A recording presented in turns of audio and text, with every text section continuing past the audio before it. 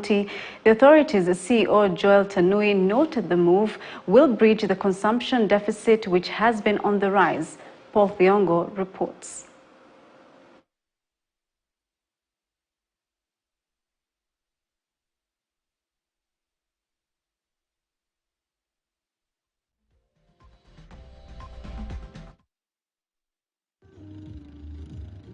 Tanui mentioned that the authority is working towards the expansion and rehabilitation of existing irrigation schemes, as well as introduce high-yielding rice varieties that are climate smart, like the ones Kenya Agricultural Livestock Research Organization KALRO and the International Rice Research Institute IRRI have recently launched at the Hola irrigation scheme. The reason for this is because in the 5-year plan we want to put on board another 100,000 acres of rice so that we can bridge the deficit in terms of rice consumption in this country.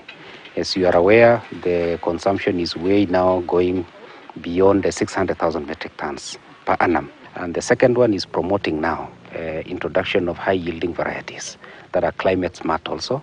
According to Dr. Ruth Musila, a rice breeder at KALRO, where the adoption and breeding of these high-yielding climate-smart varieties is already in place in 26 different locations throughout the country. Distributed in the western region, in the coastal region, here we are in Tana River, one of the sites, and also in the central region. And what we are doing is that we want to identify, or together with the farmers, to introduce these climate-smart, improved, high-yielding varieties. One of these varieties is the CSR 36. The CSR 36 is climate-smart in that it is saline tolerant. The country has had a challenge in terms of low production, but when it comes to consumption, the deficit is as high as 89% more because smart varieties are needed to close the gap between the two. Dr. Musila explained that farmers will only be able to adapt varieties that they identify with and that are high-yielding, those that mature early and match consumer preferences, which are long, slender, aromatic, non-sticky and tasty. We have been able to develop other varieties or other lines with the International Rice Research Institute. And we have 9 new lines. 5 of these lines are drought tolerant.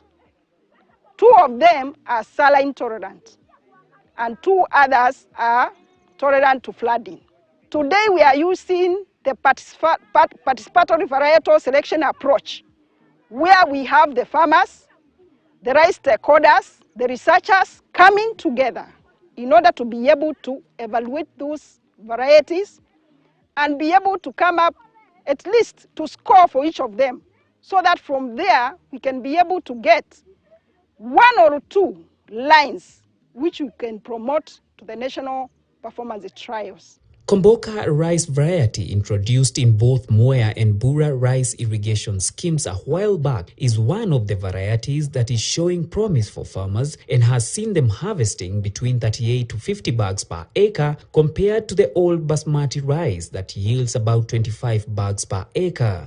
The purpose is you usually have to start with the farmer and end with the farmer.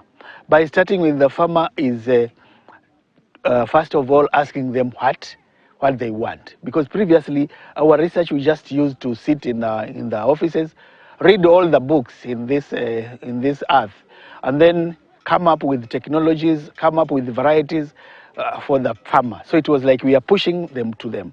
As of 2021, the annual production of rice in Kenya